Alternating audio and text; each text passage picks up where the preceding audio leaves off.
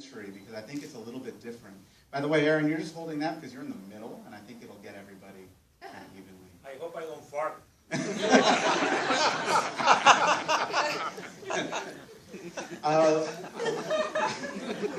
That's it. We're done, everybody.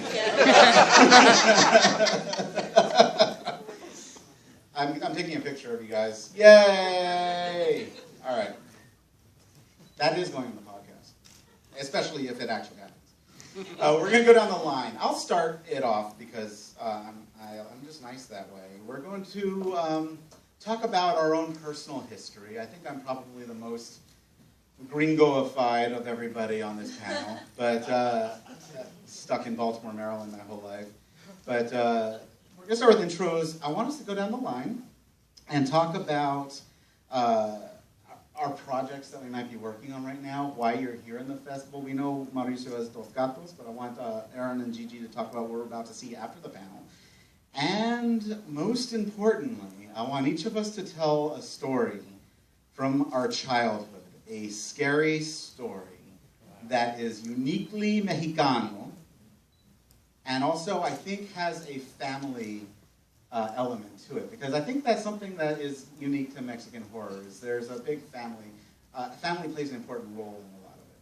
So I'll start though. So my name is Miguel Rodriguez. I am Mexican in America, which is a little bit scary right now. I might go to Mexico myself because America's freaking me out. But I grew up, as many of you know, because a lot of us are friends here and we've built a community now. I came to horror because of my grandmother. And my grandmother used to tell me stories about killers chopping the heads off of babies when I was 3 years old.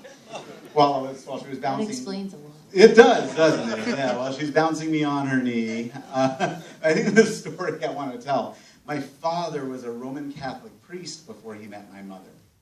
And yeah, that explains a lot too, doesn't it?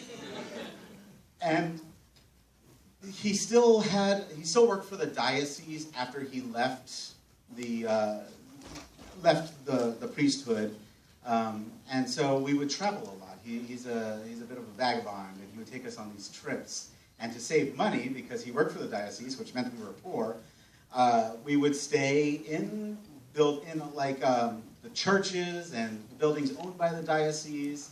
And a lot of those were in South Texas and Southern California, which were the creepiest places ever. One such old mission-style church was in a strange city you may have heard of called San Antonio, Texas. And in the middle of the night, it was 3 in the morning, and by the way, because of the way it is, there are my whole family, 1 bed, 1 room. I have 2 brothers. And my parents have the bed, and my brothers and I are sleeping on the floor. And at one point, very, very in the middle of the night, I wake up. And there's no door. It's like an open entryway. And I see this, I swear I see this parade going by of robed specters. And I went to bed after that and woke up convinced that I had dreamed it. But it left such an impression on me that I still wonder about it to this day. That must have been 31 years ago. And it was a Mexican-style church, and we're going to talk about how that's different from an American-style church.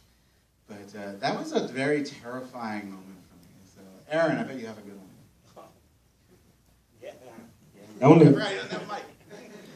That only happened to Mexicans, right? It only happens to Mexicans. My English is not too good, so I hope the people listening to the podcast don't think you have Antonio Banderas right here. So.